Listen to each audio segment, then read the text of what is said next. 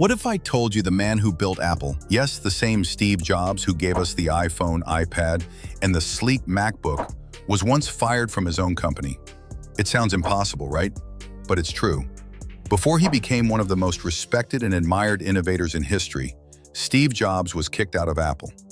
And the way it happened isn't just surprising. It's a powerful lesson in leadership, business, and how doing things differently can cost you everything before it gives you something greater. Back in the mid-1970s, Steve Jobs was just 21 years old. He and his friend Steve Wozniak were tinkering away in a garage, building what would become the first Apple computer. It wasn't much, just a motherboard with a keyboard, but it worked. It was clean, smart, and it felt personal in a way that the bulky IBM machines didn't. In 1976, Apple was born. A year later, the Apple II became a breakout hit, and suddenly, this garage project had turned into a real company. By 1980, when Apple went public, Jobs was a multi-millionaire at just 25. Apple was riding high, and Steve Jobs was the face of it all. But even then, people inside the company could see there was something unpredictable about him. He was brilliant, no doubt, charismatic, visionary, even prophetic in how he talked about the future of computing. But he was also intense, very intense. Jobs had impossibly high standards. He would often berate his employees, calling their work garbage if it didn't meet his expectations. He believed that compromise killed good design, and he was always fighting for full control. Many found him difficult to work with. Others admired his passion, but even they admitted it could be exhausting.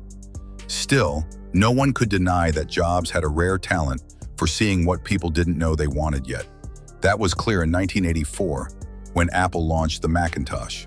It was one of the most anticipated tech releases ever, with an iconic Super Bowl ad directed by Ridley Scott that promised to challenge the status quo.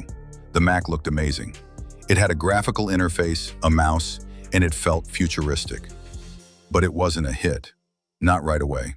The Macintosh was expensive, underpowered, and not compatible with many business tools of the time. Sales stalled. Jobs, who had taken over the Macintosh team, became even more controlling and demanding. Internally, the tension grew. Many on the board and in senior management were worried about Jobs' ability to lead. Apple had grown into a large company, and Jobs, for all his genius, was still acting like the reckless founder of a startup. That's when John Sculley entered the picture. Sculley was the CEO of PepsiCo, a man with a proven track record in marketing and operations. Jobs personally recruited him, famously saying, "Do you want to sell sugar water for the rest of your life, or do you want to come with me and change the world?" The line worked. Sculley joined Apple in 1983 as CEO, while Jobs remained chairman and head of product. At first, the partnership looked promising. Sculley brought order and business discipline, while Jobs remained the creative force.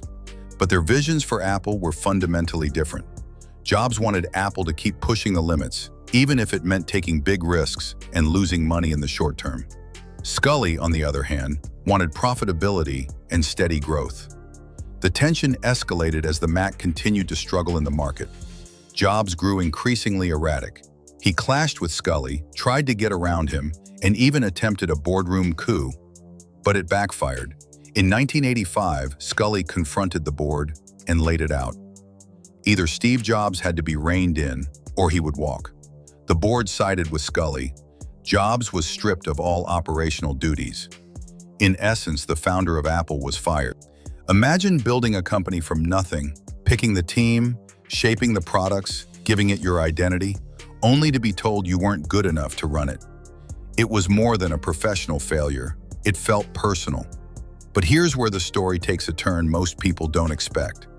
Instead of giving up, Jobs went back to work. He founded a new company called Next, focused on creating high-end computers for the education market. Next was a beautiful failure. The machines were too expensive and didn't sell well, but they were ahead of their time.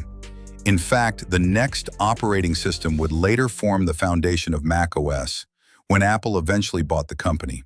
But something else happened during that time. Jobs also bought a little animation studio from George Lucas called Pixar. That move changed everything. Under Jobs' leadership, Pixar transformed from a money-losing tech company into a creative powerhouse that produced hits like Toy Story, Finding Nemo, and The Incredibles.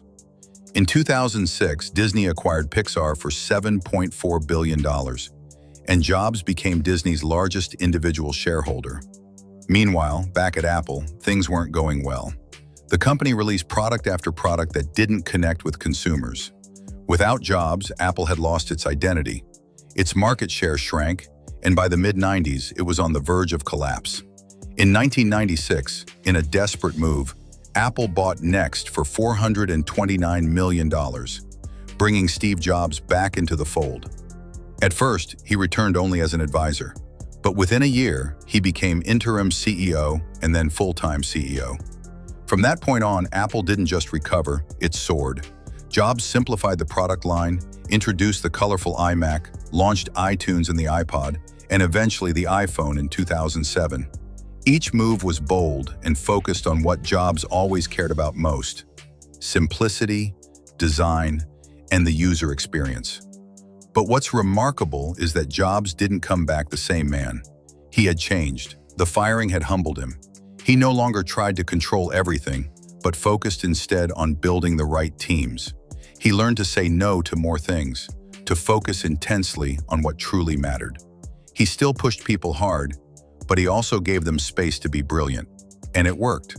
Under his leadership, Apple became the most valuable company in the world. But more importantly, Jobs redefined what it meant to lead. He showed that being fired isn't the end. It can be the beginning of something greater. He showed that you can make mistakes, be told you're wrong, lose everything, and still come back stronger. He didn't just create products, he created a legacy. Jobs also changed how we think about business itself. He wasn't driven by quarterly profits. He thought long-term. He believed that great companies leave a mark not just in earnings, but in culture and values. He talked about sustainability, not just in environmental terms, but in the way companies are built and maintained. Apple under Jobs began major recycling efforts, pushed for greener manufacturing, and championed privacy long before it was trendy. Even after his passing in 2011, Jobs' vision continues to shape the company and the tech industry at large. His story isn't just about innovation, it's about resilience, about sticking to your values even when they make you unpopular, about building something so good it speaks for itself. So next time you look at your iPhone or open a MacBook, remember, those devices exist not in spite of Steve Jobs being fired, but because of it.